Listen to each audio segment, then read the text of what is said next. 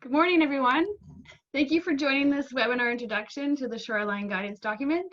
My name is Kristen Asen, and I'm the chair of the Kootenay Lake Partnership and program coordinator with Living Lakes Canada. It's the nonprofit working to bridge the gap between science, policy, and action to foster citizen-based water stewardship. We help Canadians understand the connections between water quality, quantity, land use, climate change, biodiversity, and healthy human communities. Joining me today to help host this webinar, we have a lovely team from around the basin. So what we'd like to accomplish for you is to have an understanding of what the Shoreline Guidance Document is all about and how to find information. Perhaps for you to find some inspiration to use the web mapping to find information for yourself and to assist the public with finding the data, and for you to have some tools and additional capacity to support your review and update of shoreline regulations. So how we intend to do that, I'll tell a quick story about the origins of the Kootenay Lake Partnership. We'll get into what the Shoreline Guidance Document is all about, and Ryan will walk you through the update of the methodology. Excuse me, Nicole will walk us through the Tunica cultural and archaeological values, and Andrea will help us learn how the province uses the document and walk us through a couple of examples. I will wrap up with why you might care about any of this and what it can mean for the RDCK Shoreline Regulatory Review. So our story begins with several converging opportunities and factors. Fisheries and Oceans Canada conducted a foreshore inventory assessment of the west arm of Kootenay Lake in 2004 and again in 2008. And over that time, they noticed extensive impacts on the shoreline, including beach grooming, vegetation clearing, retaining wall construction, and disturbance of spawning habitats. Over 300 new docks and groins were built over that time frame. And many of the alterations had proceeded without permitting and were not in compliance with best management practices. At the same time, Yakanuki and the Tunica Nation and our lakeside communities all raised concerns about cumulative impacts on shoreline development. So government agencies around the lake were looking at these factors and observed policy conflicts, a lack of enforcement, coordination, and communications, and were looking for opportunities to address these development pressures and begin coordinating overlapping and multi-jurisdictional responsibilities across government. So the KLP was formed in 2018 with an intent to support productive and healthy lake ecosystems to sustain environmental, community, recreational, Aboriginal, traditional, and aesthetic values for the lake. We are funded by partners and granting agencies. This workshop is brought to you by a grant from the Real Estate Foundation of BC. So our partners are government agencies with jurisdiction over the Kootenay Lake, including local, First Nation, provincial, and federal governments. 4 nonprofits have recently joined us over the years in a non-voting advisory role. So we got started wanting to collect some data. The partnership decided to look beyond the West Arm and completed a full foreshore inventory for the entire lake. They used the Shim or the FIM methodology that develops management guidelines to improve our understanding of the value of the shoreline and directs development in a manner that will protect those ecological values.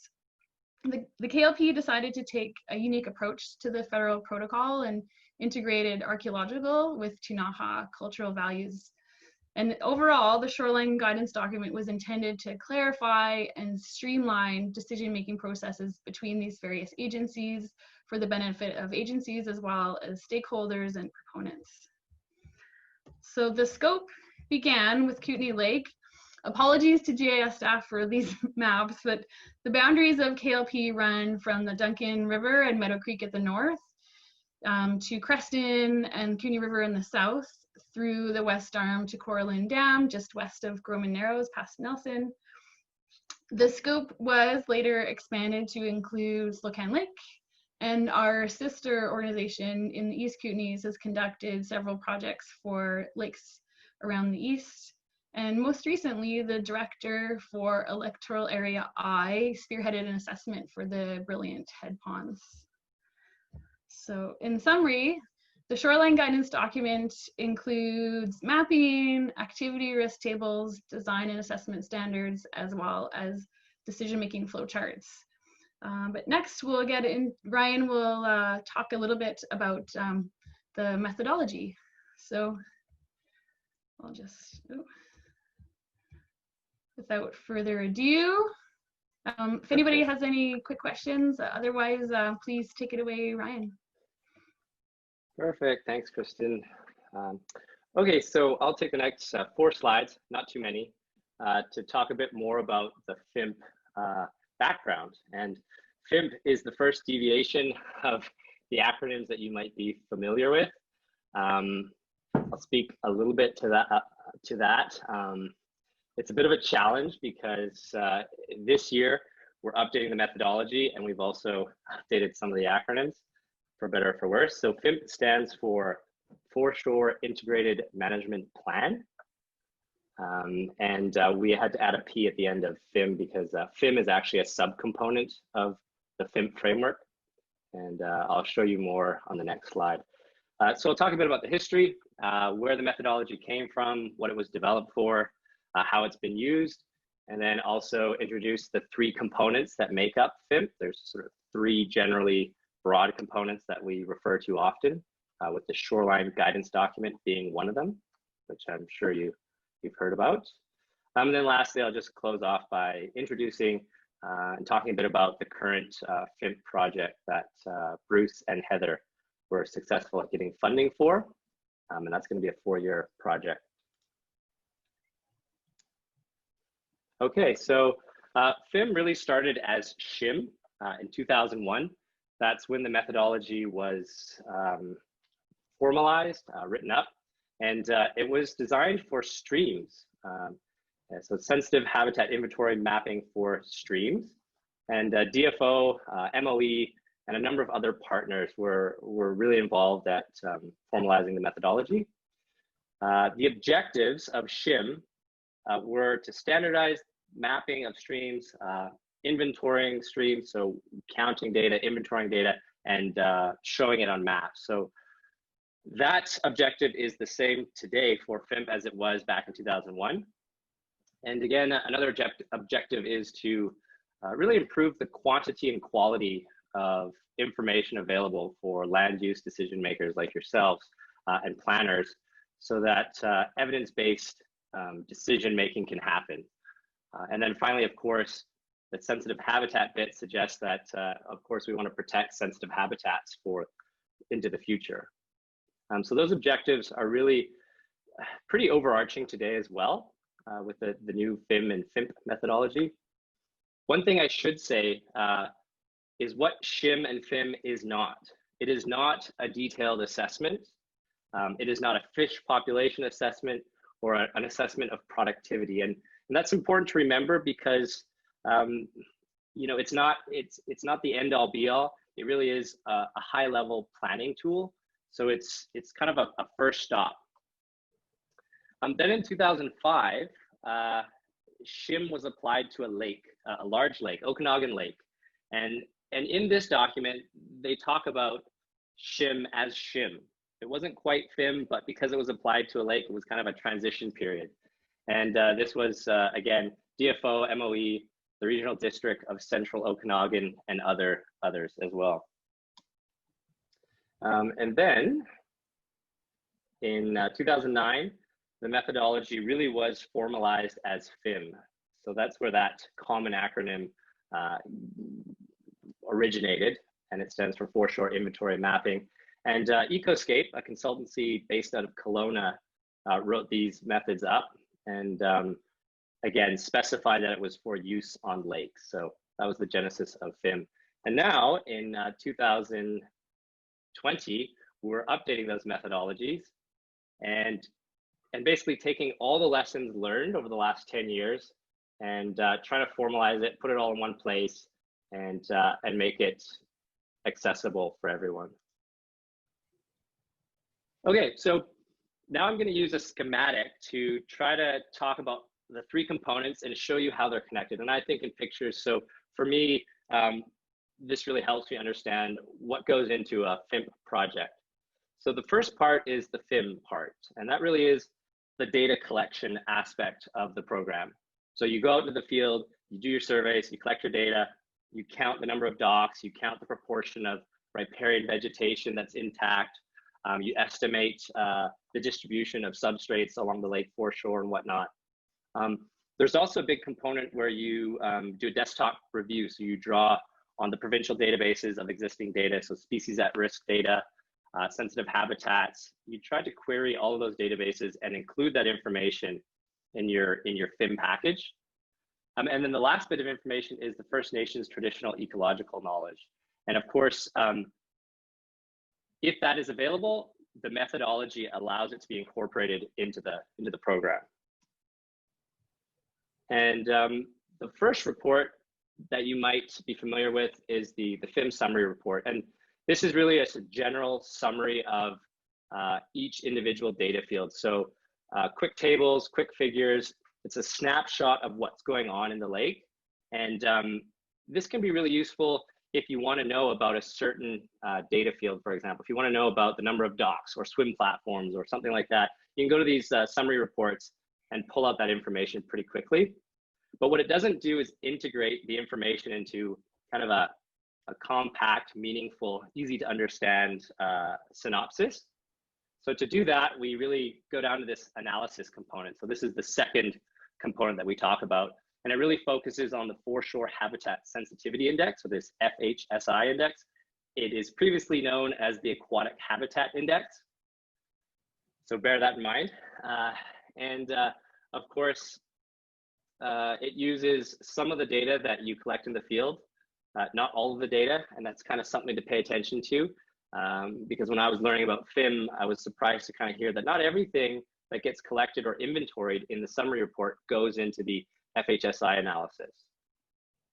So if we look over at the First Nations TEK information, there are two pathways that can enter the core analysis. Either it can go into the FHSI, or we can just map those data, map that spatial data and flag it.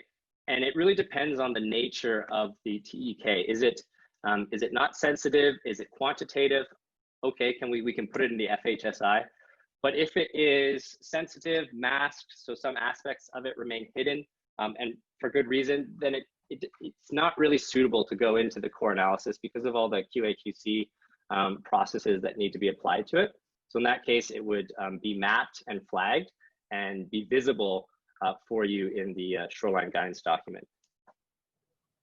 Which brings us to the third piece of the puzzle, the Foreshore Management Guidelines, previously known as the SGD, the Shoreline Guidance Document. This is a report that really tries to take all of the results from the core analysis and summarize it, present it, and also make recommendations, so management guidelines using that activity risk matrix, which I'm sure Andrea will speak to later. So if you look over on the left here, you're always going to get this habitat sensitivity map. So that's the map that I think a lot of you might be familiar with. It's the output that shows the color schemes or the habitat index of each shoreline segment. So the entire shoreline of a lake will be ranked as either high, low, medium, very high habitat quality or sensitivity. And that's kind of the core result. And from that, you can generate guidelines for what to do and what not to do. So you're sort of choose your own adventure of playing on the lake foreshore, if you will. Touching back on those TEK polygons, they will get mapped as well. And depending on the project and the lake and a number of other considerations, they may also have their own set of guidelines and recommendations for what you should and shouldn't do in those areas. So that's kind of a separate component as well. Oops. And the last bit, of course, is implementation. So that's really important to kind of highlight, and it's great to go out and do your surveys, collect your data, do your analyses, and write about it. But where the rubber meets the road is really the implementation part. So it's great to be a part of this presentation today and have you guys here learning about this. It's a project that has a lot of traction, and it's really neat that this type of work is being done and actually implemented. So there you go. That's just a general overview of the FIMP project, the FIMP program, and then those 3 subcomponents. Okay, so this is my last slide. I'll just finish up by introducing and speaking to a bit about what Living Lake's current project is. It is funded by DFO. It started in 2019, so we're just coming to the end of our first year. And there's funding for another 3 years. And there's funding to do more FIMP work, basically. So in 2009, we updated the methodology. We're pleased to have that wrapping up at the end of this fiscal year. So that's great. That's going to guide us into the future when we do more of these lake foreshore surveys using that guidance or that methodology document. Right now, we're prioritizing which lakes we want to survey, and then we're going to put out an RFP and sort of shepherd that work forward, getting the lakes that we've decided surveyed. And then, of course, there's a lot of outreach and training that goes along with this, because we've changed things a little bit, and we also want to continue to keep the momentum going with the implementation part. And I didn't write all of the objectives and priorities for every subsequent year, because there's a lot of repeats in 2020, 2021, and so on and so forth. But the main thing is, moving forward, we're going to be doing more FIMP surveys, creating more shoreline guidance documents for lakes that maybe haven't been surveyed, and also for lakes that are intended to be resurveyed. So stay tuned, more on that, and I'll leave it there. Thank you.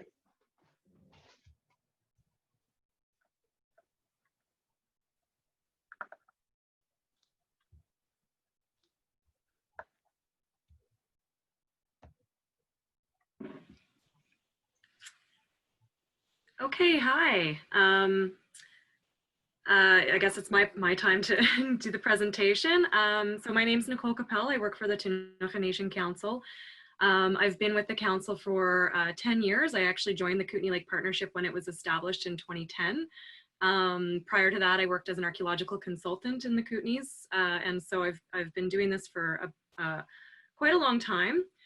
So I just wanted to give a bit of a background of the Tunica Nation, and then talk about how we put the methodology for the cultural value study and the cultural values study, and also the archaeological study.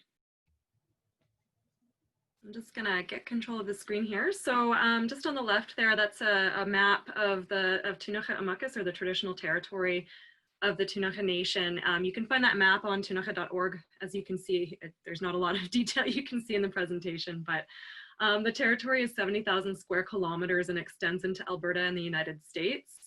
Kootenay Lake is located in the Tunica traditional district of Utspu Amakus, or Wolverine's Land.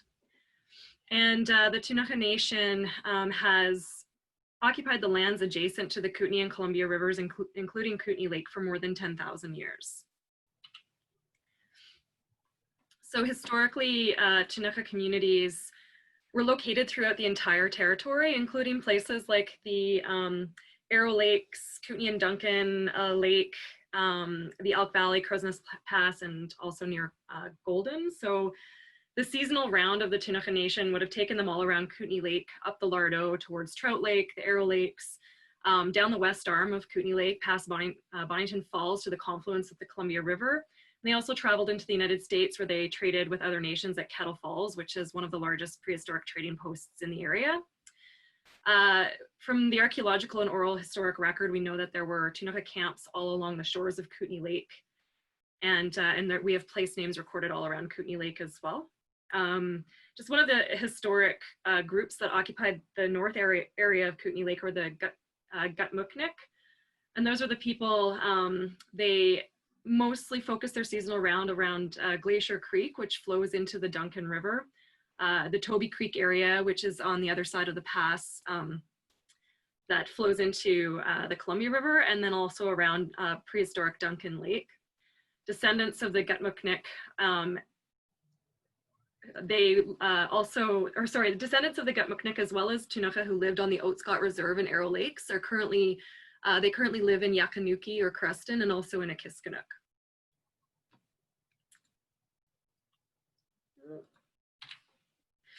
So today, citizenship of the nation is comprised of citizens throughout the territory. They live all over the Kootenays. The citizens also live in Lethbridge and Vancouver and in the United States. And so there are 4 communities or Indian Act bands that are located in British Columbia that are represented by the Tunica Nation Council. Those include Akam near Cranbrook, Akiskanook in Windermere, Kinkumtletnukliet in Grassmere, and Yakanuki, the Lower Kootenay Band near Creston. There are also 2 communities in the United States. That's the Confederated Salish and Kootenay tribes in Montana and the Kootenay tribe of Idaho just south of the border, south of Creston in Idaho. So the Tunica Nation Council is located in Cranbrook, and it's the governing body of the nation. The highest decision-making body within the KNC is the Executive Council, and that is comprised of the chief of each of those 4 bands, and then the chair of the sector, should say the chair of each sector council, right? And so we have 5 sector councils, and then they, those 9 people elect a chair, and currently the chair of the Nation Council is Catherine Tenise. And so the 5 sectors within the Tunica Nation Council are the economic investment sector, the social sector, education and employment, traditional knowledge and language, and then where I work, which is the lands and resources sector. So moving a bit into the actual Kootenay Lake Cultural Values Study. So the Kootenay Lake Partnership, when it was formed, there was a desire to understand and recognize the connection Tunica have to Kootenay Lake, and that understanding that there are a lot of cultural values that should be considered, and they may fall outside of the ecological and archaeological values that we could map on the landscape. And so we wanted to ensure that those cultural values, which are linked to the practice of rights, were also being considered. So the Tunica Nation Council and Lower Kootenay Band receive most of the referrals that come in. So most of the permit and land use applications and water applications, for under the Fisheries Act, et cetera, and review those for potential impacts to Tunica rights. And so one of the things that we noticed prior to doing this work was in the East Kootenay, there were several lakes that had undergone this process of the Aquatic Habitat Index and the Foreshore inventory mapping. And we would receive applications from people, and on the application it would say, have you considered First Nations values or interests? And people would say, yeah, because we looked at the FIM mapping report, and it states that there are no First Nations values in this area. And we kind of said, well, actually that report only looks at one aspect of value. It doesn't look at the broader spectrum.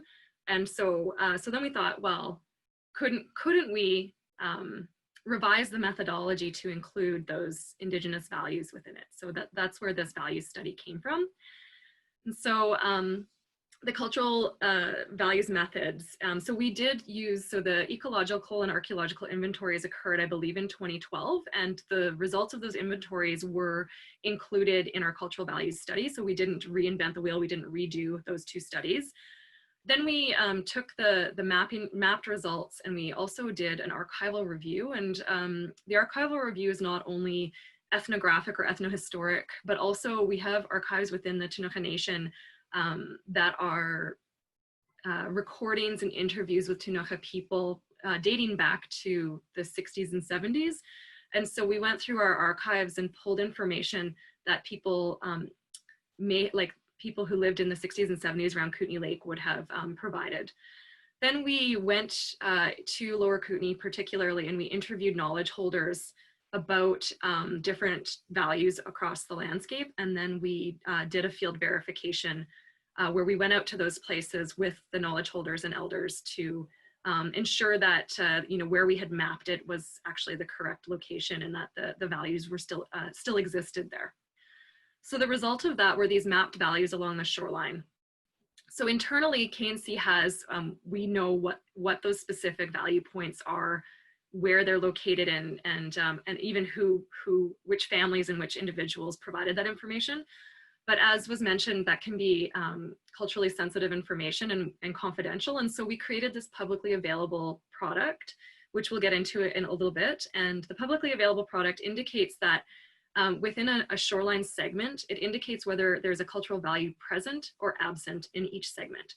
And so where there is one present, then the Shoreline Guidance Document says that enhanced engagement is required.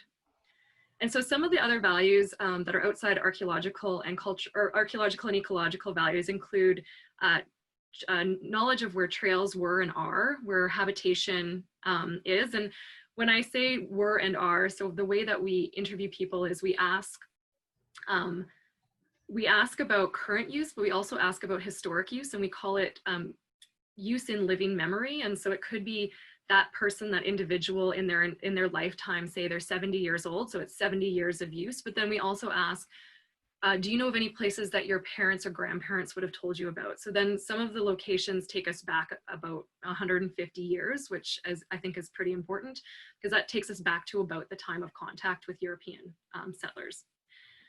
So there's trails, habitation features, harvesting areas, spiritual places, places where Tunica access the land, and also places where there are Tunica place names or stories associated with the landscape.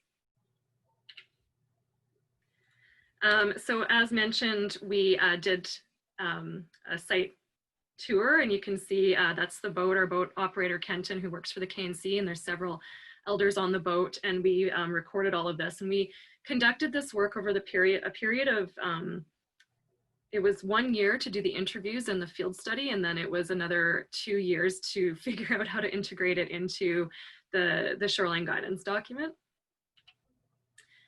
And this is just a photo of one of our staff. She's video recording, and our anthropologist, Craig Candler, and then one of the elders from Lower Kootenay, Chris Luke Sr.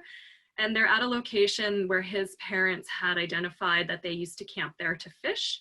And it's really interesting. I don't know if you can see my mouse there, but there's a little sign above Craig's head that actually says no camping, which is kind of ironic because this is a historic Tunica campsite. And so then at this campsite, as Chris is talking about his parents having camped there, one of our other elders who was on the tour was walking around, and he picked up this flake, which is it's a biface thinning flake used, so it would have indicated the creation, somebody was there creating a knife or stone tool, and that material type is actually Kootenay Lake argillite, which is found at the Blue Ridge outcropping above the town of Caslow. So it's a local stone type. And we know from the archaeological record that that rock was used about anywhere from 3,000 to 7,000 years ago. So, and knowing that it's a biface thinning flake, it would have been a bit older. So probably 5,000 to 7,000 years old, which is pretty cool. And so this is where I'll just give a really brief overview of the archaeological methods. So we hired a local consultant, Wayne Choquette, who grew up in the Crawford Bay area. And he has been developing a method for archaeological potential mapping over the last 40 years for the Kootenay area, or the Kootenay region of British Columbia. And we hired him to come in and use that exact same methodology. And basically he worked with the biologists doing the FIM and Shim work, and they used the same segments. And so within each segment that was identified on the lake, Wayne went and did a field verification and ranked that segment as having low, moderate, high, or very high potential. And then within the guidance document under the Heritage Conservation Act in British Columbia, there's certain things that you need to do if you're in a segment that has moderate, high, or very high potential. So we included that in the guidance document. And just the last thing I wanted to mention is that, sorry, I'm just pulling up my notes here, that the Tunica Nation Council, in partnership with Department of Fisheries and Oceans, we've been doing training over the past decade so that Tunica staff are trained and have the mandate to enforce legislation on lakes within the territory. And so they're trained as DFO fisheries guardians, and on the boat there, that's Kenton, who's one of our DFO fisheries guardians. And so with the understanding that there's limited capacity for British Columbia and DFO to do compliance and enforcement, KNC has and is willing to step up to provide compliance and enforcement. And we've been doing this in terms of the Shoreline Guidance Document itself on Kootenay Lake. Kenton does, he does shoreline patrols multiple times throughout the summer using the Shoreline Guidance Document and our referral process, and to make sure that people are following the guidelines. And that's it for me for now. Great. Any questions about the previous presentations before I move into how the province uses the document?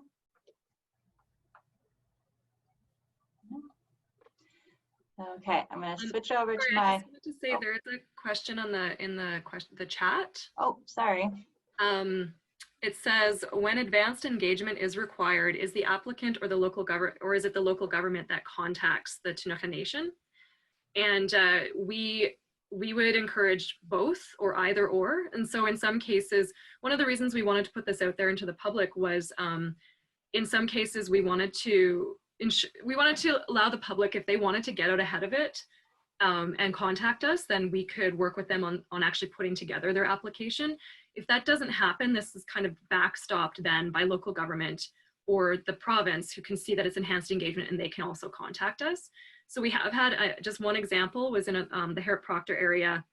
There was a landowner who was putting in a dock, and they called us because it was a high engagement area. And we actually had some members of Lower Kootenay go out and meet with the landowner and walk around and talk about what those cultural values were, and talk about how they could build their dock in a way that wouldn't impact those values. So we thought that was a really good kind of example of how this could work directly with proponents.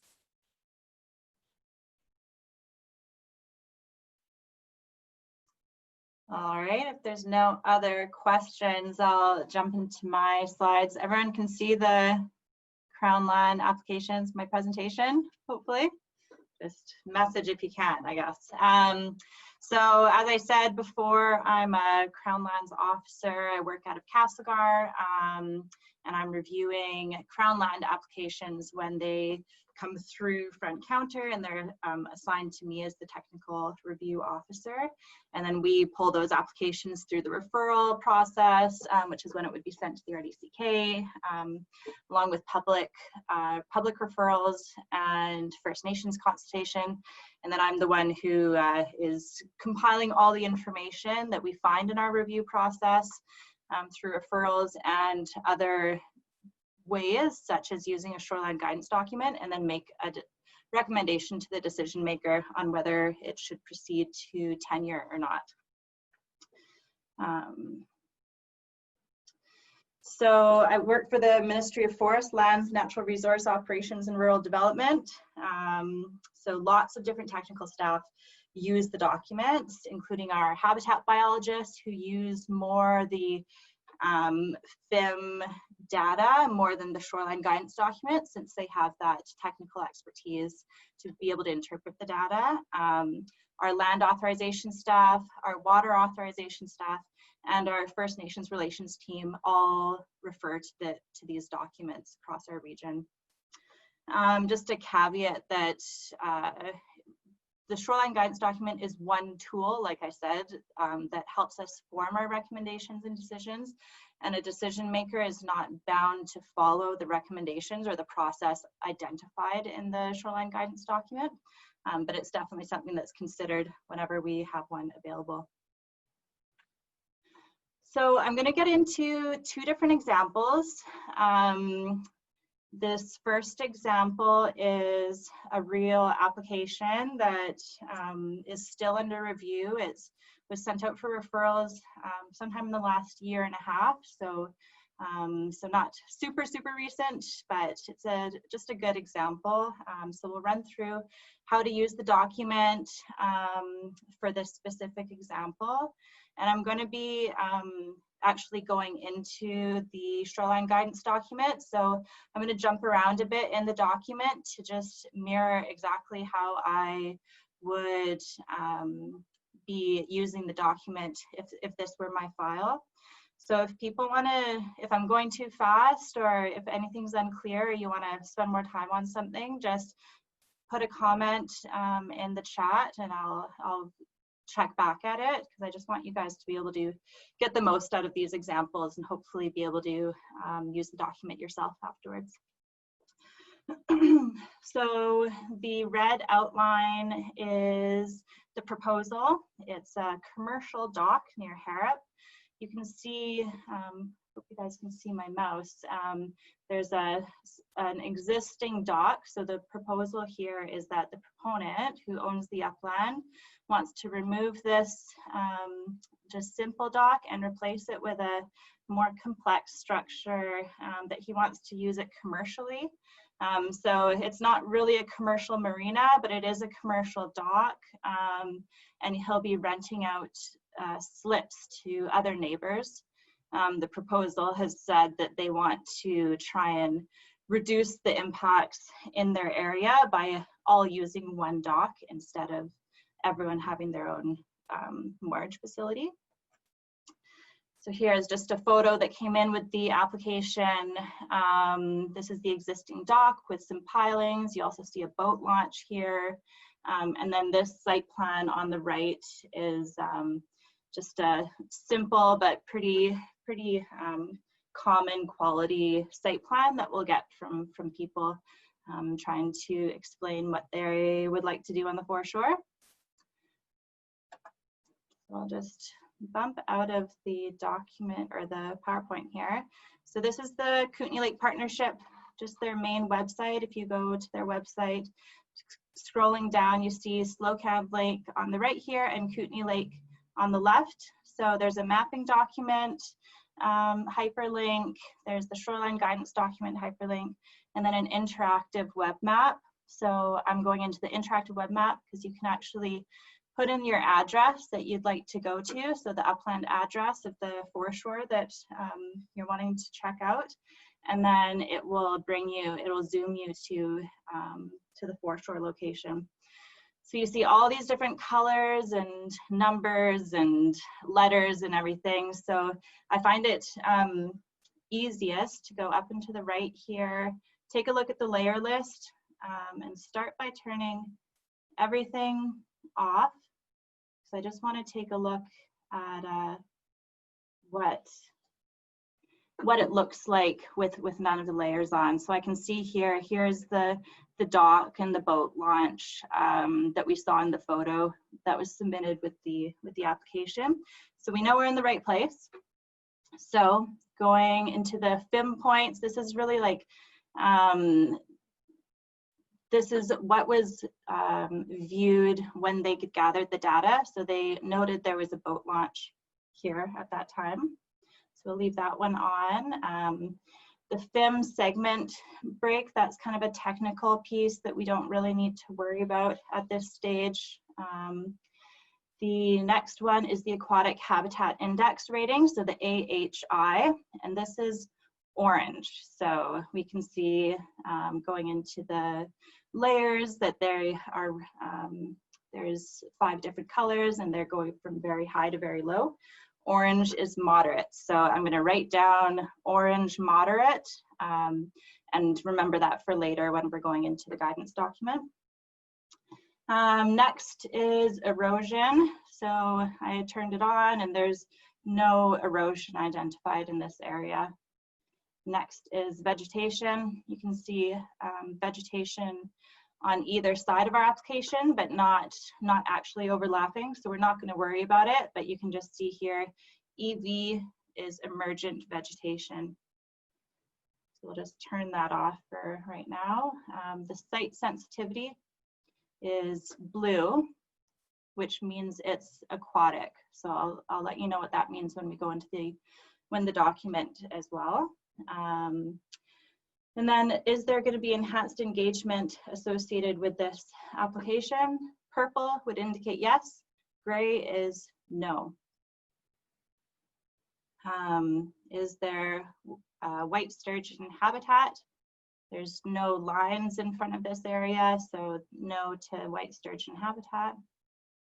And then the archaeological values is an orange, so it doesn't tell us any information here. So I'm going to remember the orange AHI, the blue is aquatic, gray for enhanced engagement, and orange for archaeological values. And then that's once we have all the different layers and values that are present in this location, that's when we go into the document, which is here, and go through and see what each of those colors and mean in the different risk matrix. So I'll first go over the site sensitivity, which was blue, meaning aquatic. So environmental shoreline vulnerability zones and sensitive habitat types. So if we scroll down here, the sensitivities are separated into aquatic and environmental, or basically foreshore or upland. So the foreshore sensitivities would be like potential spawning habitat was assessed. An upland example would be nesting habitat identified on the upland. So for our site, it's only the aquatic sensitivities that were identified when they did the FIM. So we'll just keep that in mind. And so when I'm reviewing the application, I would just be gathering this data that we're getting from the guidance document and putting it into my report. The next one I'm going to go over is the aquatic habitat index, which was orange on our map, and it's a bit fuzzy on the version of the document that's online right now. So I'm just going to go back into the PowerPoint because I just blew it up a bit. So this is, I think it's table 3 in the document, and it's quite long and it's got a bunch of different activities. So I'll just go through quickly how to use it. The activities are listed on the left-hand side, and there's kind of subheadings and then a bunch of different types of activities listed below. And the next column is whether a Crown land tenure is required, and so it's yes, no, maybe are the options. The next column is the Section 11 Water Sustainability Act approval, and whether that is required or not. And the third column is Fisheries Act review, whether it's recommended. And then the final columns are the different AHI ranking. So we know that ours is orange for this example. Oops. But it could have been any of these other colors. So we are going to be looking through the orange column underneath the activities that are proposed and see what our risk is. So there's no aquatic vegetation removal, no dredging. It's not transitioning to private land. There's no erosion control proposed. No changes to the boat launch were identified in the application. So we'll skip this row because the boat launch there is already existing.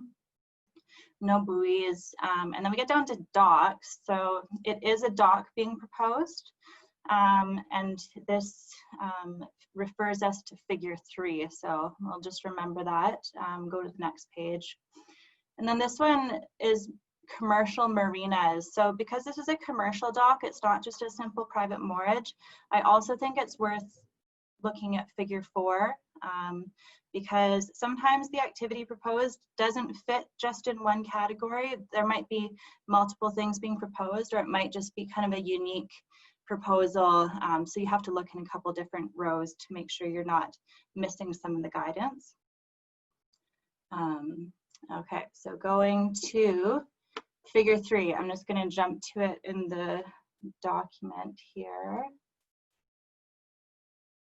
I know it's on page 39. So it's a flow chart. Just full disclosure, I think we're moving away from flow charts in the next version, so I won't spend too much time on it. And the reason for that is that the process changes over time. So sometimes a flow chart might be directing people to the right steps for the process of the day, and then when it changes, it doesn't actually make sense anymore. So first, the flowchart is asking if the client is the owner of the upland. Yes. Is the dock located in an application only or reserve area? So I know the answer is no, because we don't have any application only areas, which means that we allow people to have general permission docks instead of just specific permission, which requires tenure. So kind of a more technical Land Act issue. And a reserve area would be a section 15, 16, or 17 map reserve under the Land Act. And I know there's none in that area. So just go straight to no. Is the proposed moorage for single family use or a small group for 2 properties or 3 or fewer boats? So just looking at the size of the structure, I know that at least a couple docks could, or a couple boats could be moored there, and it's over 3, like maybe between 5 and 8 boats could actually be moored at that location. So the answer is no. So it's directing us to figure 4, which was our next stop anyways for the commercial marina. So that's great. And then it goes through the same questions. And then we will go through the next step in the flow chart. Then I'll just kind of stop there on the flow chart, because no matter which direction you go, they're going to have to make application to Crown Land for tenure. They're going to have to possibly submit their project for DFO review, and they're going to need to get a Section 11 Water Sustainability Act approval. So that's the direction for the client. So the aquatic habitat index for those 2 activities took us to the dock figures, and I'm not sure if that's going to change with the next version. Next, we will go to enhanced engagement. So this is the enhanced engagement risk matrix. So our color was gray. So if we go down to the docks, it's a bit fuzzy, so you probably can't read this, but it says standard here, yellow standard, and upgrade and new construction for marinas is also yellow standard. So the applicant can know that there's no enhanced engagement required for this proposal in this area. That being said, the province still has our own process for First Nations consultation, and we also have archaeological review procedures. So depending on our own process, it may or may not line up perfectly, but there still could be substantial engagement required, depending what types of responses we get from the nations we refer to. So the next value we'll look at that showed up on our layers is archaeological potential. It was orange for this application area. So we'll go down to this is the archaeological risk matrix. And you can see all the activities look the same, and it's just the risk matrix that's changing on the right-hand side. So docks under the orange is VH, which means very high. Upgrade and new construction for marinas is also very high. So now we want to know what very high means. We're going to go up to the previous page, and here we go. If your activity is deemed very high risk, please contact a consulting archaeologist with experience to conduct an in-field archaeological assessment. So if a property owner was using this document before they submitted an application, they may engage an archaeologist prior to even submitting their proposal. That doesn't happen super often, and an archaeological study may still be required depending on the results of our First Nations consultation and our internal process of when to request those studies. Is there any questions about that example before I move on to the second one?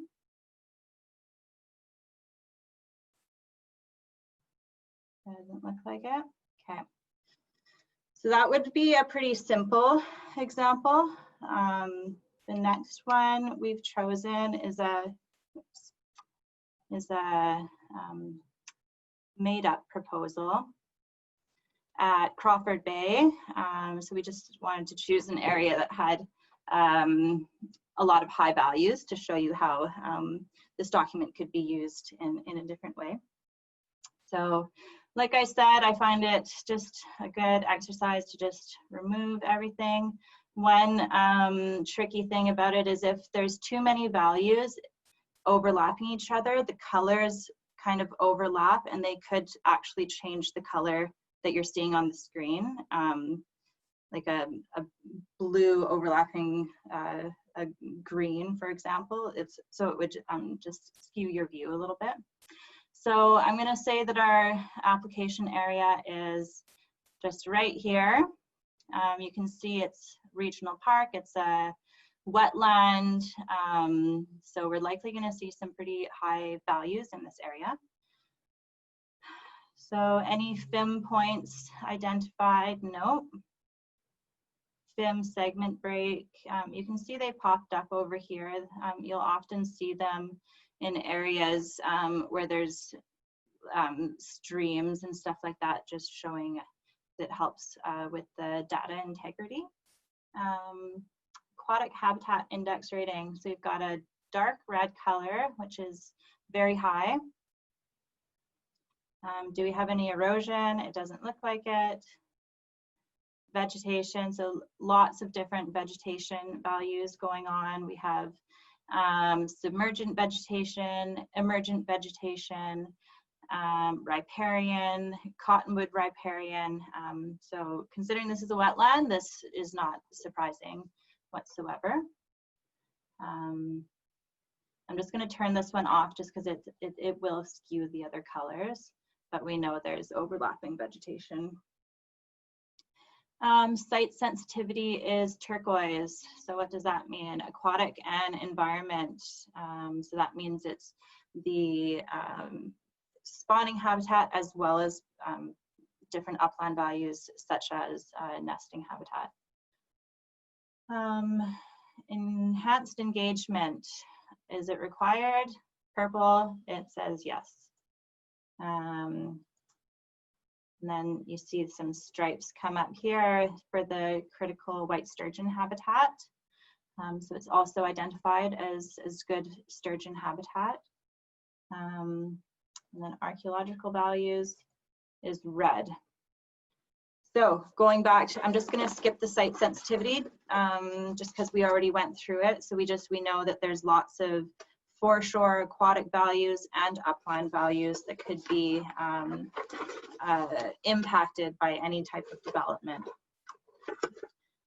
So the proposal, and this is a fictional proposal, client submits an application to make changes to the foreshore by dredging this area right here and constructing a new boat launch. So going into our guidance document again, we will, all right, let's get in my notes here.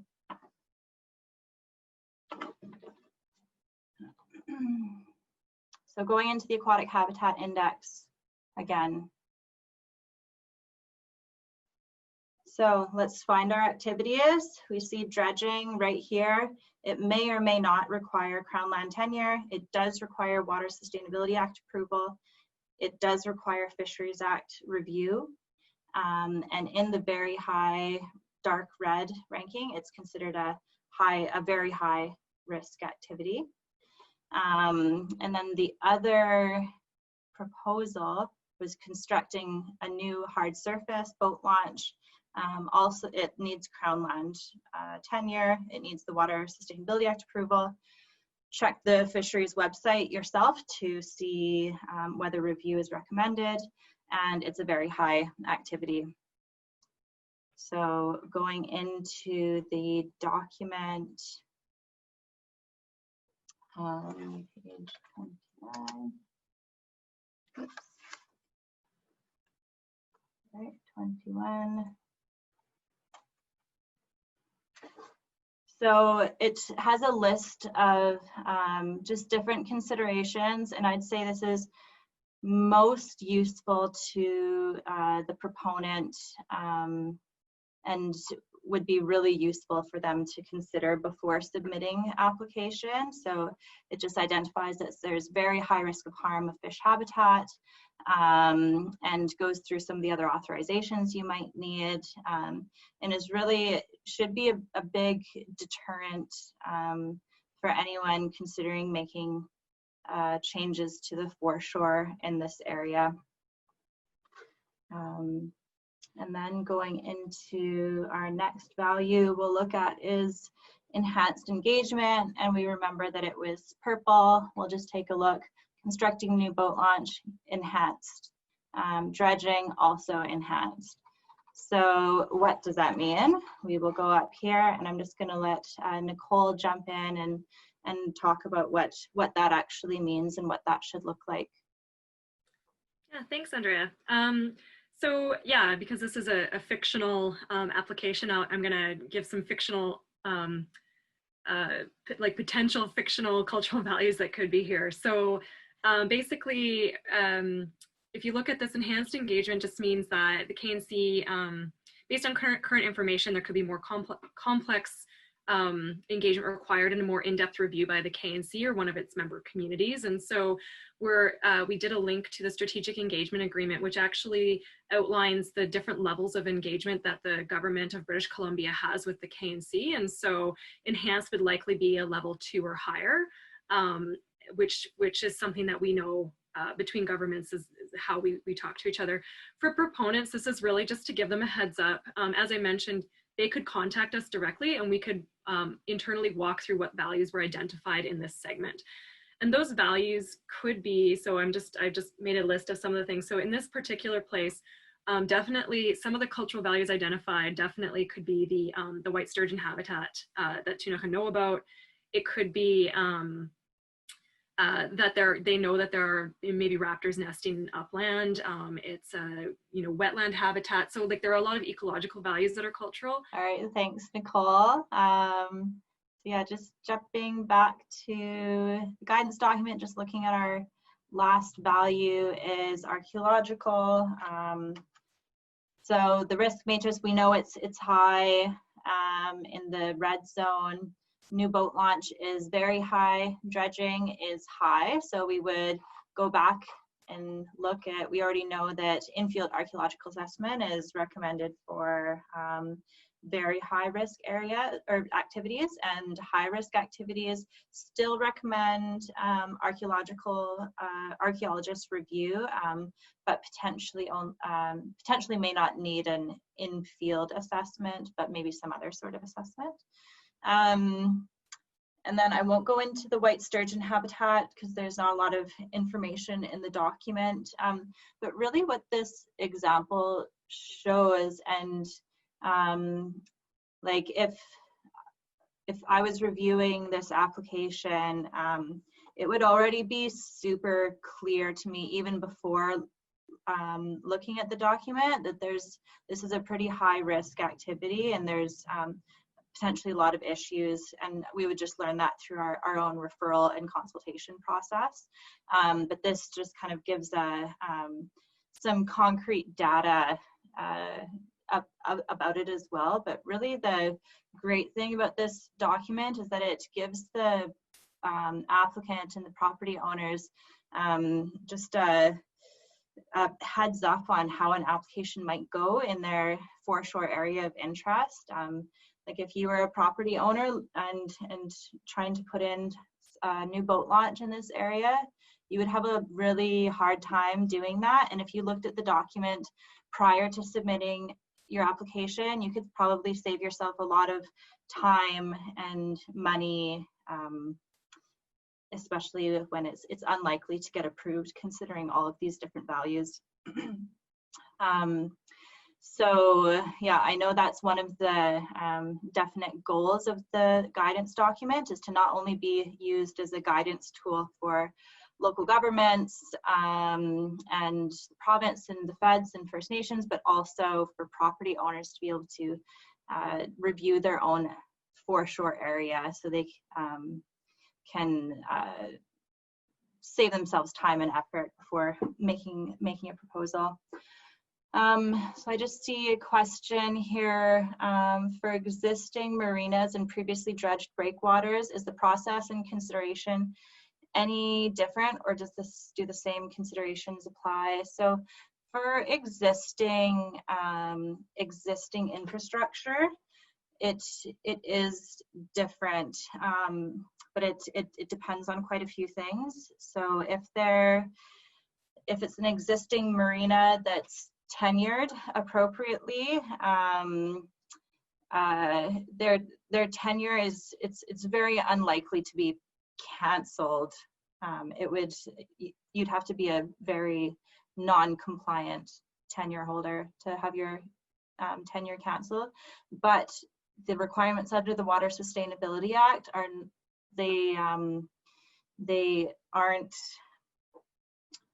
under the same legislation. So if you want to make any changes in and about a stream, you need to submit either a notification or an approval under the Water Sustainability Act. And those, and I don't know if they have any, if they consider that much, whether it's been dredged before or whether it's an existing marina. They're looking at the proposal based on the facts that they have. That answer your question, Brandon?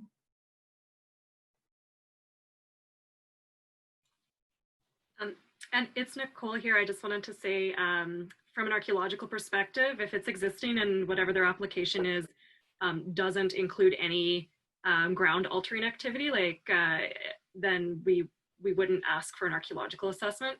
Dredging below high water is also something that we likely wouldn't ask for an archaeological assessment, because in a lot of places the sites, like, it depends on the historic shoreline of Kootenay Lake, but in a lot of cases we would just maybe ask for a monitor or a chance find procedure for archaeology.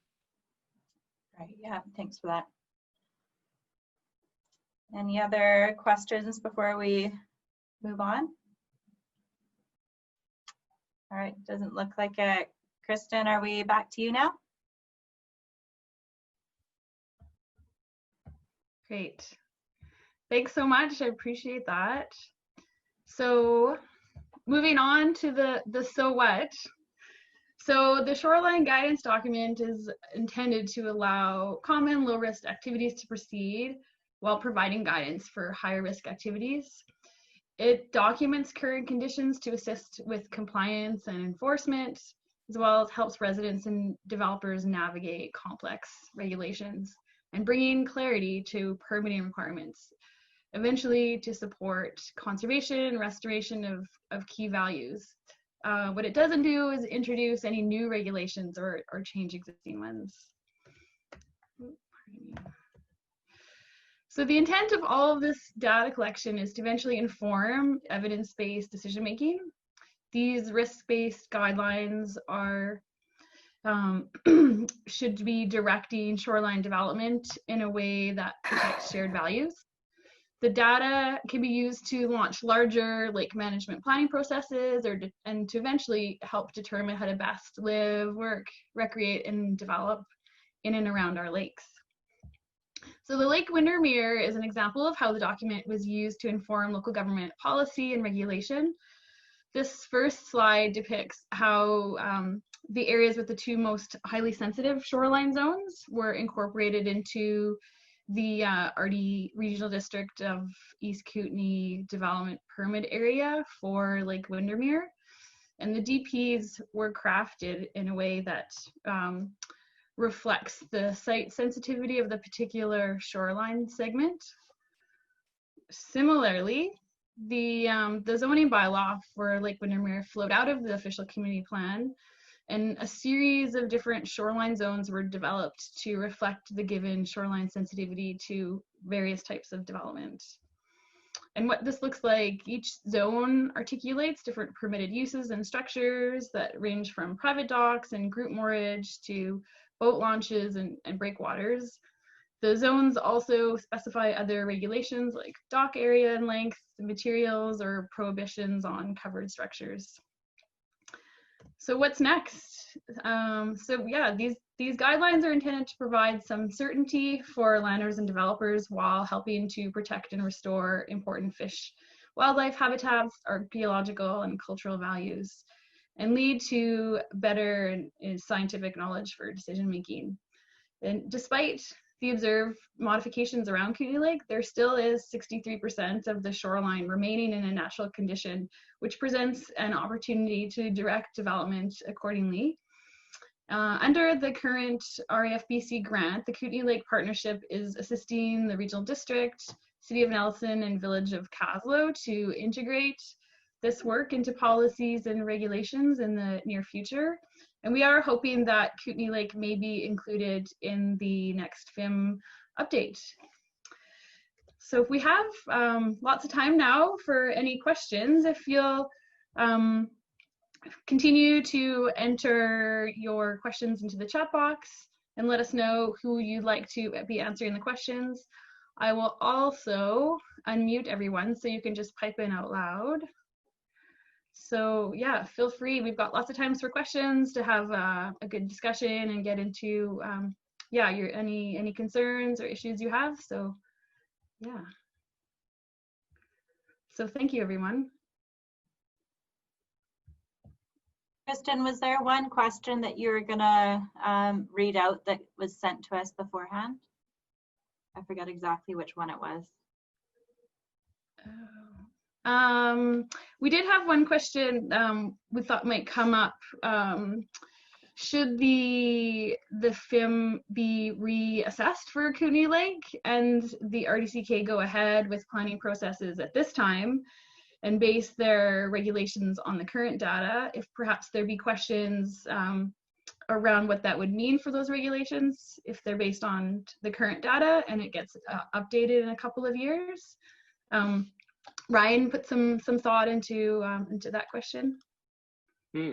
Sure. Yeah. So it sounds like the question is, we're in the midst of updating the methods document, and if we do that and we move forward with basing some of the decisions off of the new document, does that affect what's already been done, or vice versa? What's already been done, does that contradict what the new methods might predict? And the answer is no, but it's definitely something we've put some thought in. So we've been careful to not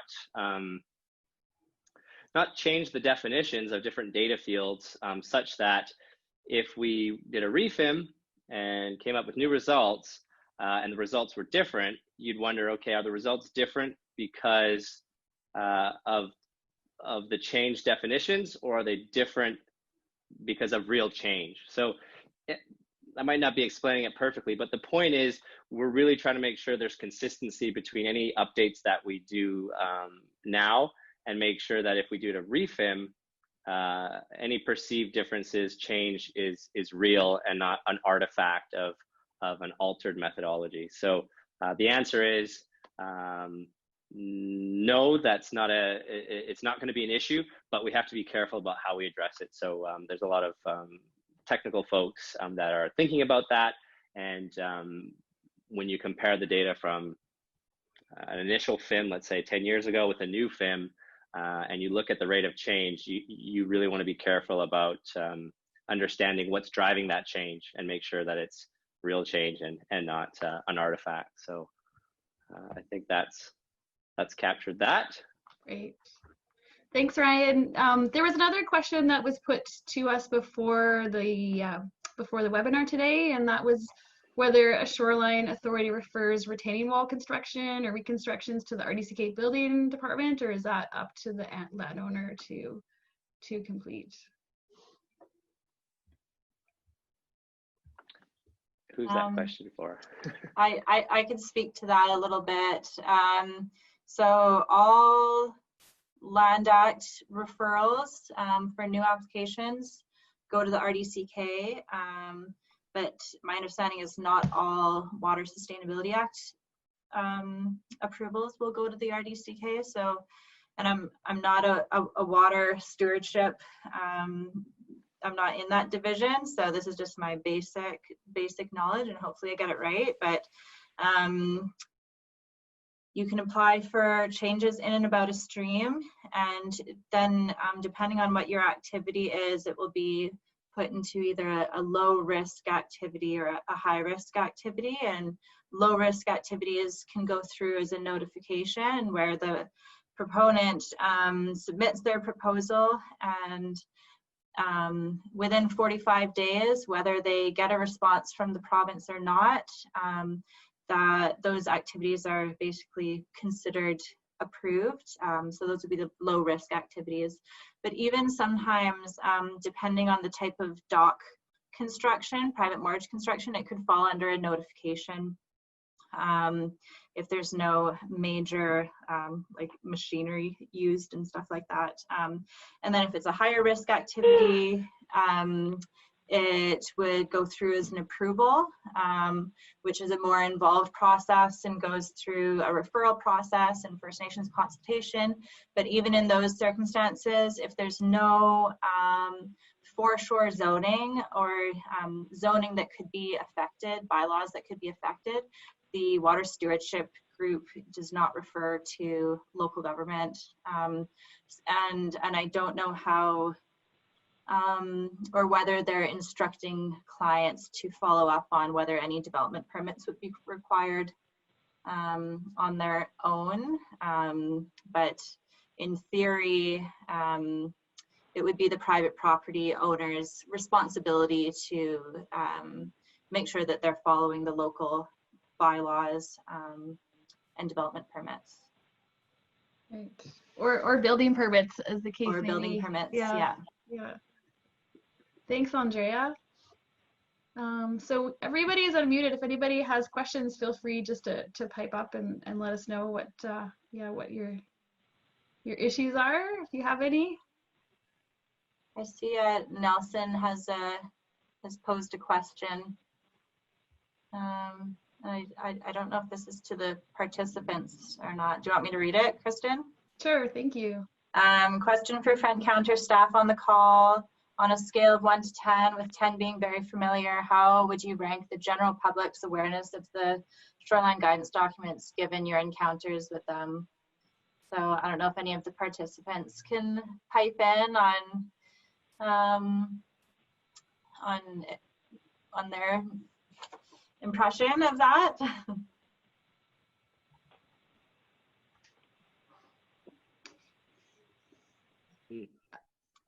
Yeah. I can speak. Oh, sorry. Oh, I can just speak to the outreach that the KLP has done over the last few years. Ever since the Shoreline Guidance was adopted or completed, the implementation and outreach has been a really big focus. So there's been a number of workshops that's been geared to industry professionals, to QEPs, to homeowners around the lake, as well as government at all levels. So it's an ongoing process, and the RDCK was involved in one a few years ago. But these kinds of outreaches, they do need to be ongoing to account for turnover and new folks in the community. So it's definitely something that the KLP has been aware of, realizing that education component is really important, and so that it's an ongoing piece of our work plan. But I think the perspective of the province is really interesting when it comes to applications and whether they're demonstrating some familiarity with this document is a very interesting piece. Yeah, I reached out to a couple of front counter BC contacts, including just our local front counter supervisor and the contact center. So if people call the 1-800 number, and they do so if you call the 1-800 number, those inquiries are tracked. So I haven't gotten that specific data yet, but just in conversations, they have said that people will call in lots and asking about docks and compliance around docks, and that seems to be something that the public's very aware of. But in terms of the other types of activities, like the vegetation removal or erosion control and stuff like that, I think people are just doing that and either not aware that there's compliance issues associated with that, or just doing it without authorization. Like, I can't say, but and in terms of the guidance document itself, it's not a tool that Front Counter BC is currently using, because Front County BC is such a broad organization, and they have to be consistent across the province. So it gets really tricky when we have these regional specific documents, and we can't expect front counter contact center staff to be fully up to speed on all different regional specific directions. So so that's why sometimes it doesn't get identified till the technical staff point. Thanks, Andrea. Looks like the questions are kind of wrapped up. If anybody has any questions that come up as they're using the document or later today, for instance, please feel free to circulate those to Nelson, and he'll give them to us to respond to. All right, so last call. All right, well then we'll wrap up there. Just want to give a big thanks to Andrea, Ryan, and Nicole for presenting today, and Nicole from Living Lakes Canada for helping out in the background. And thanks to everybody who logged in today and asking us great questions and showing an interest in, potentially how to use this document. We will follow up with an email that shares the recording and a link to a really short survey to help us improve our work. And we do look forward to helping you become more familiar with the document and potentially use it in your processes. So thanks very much. And yeah, we hope you have a great day.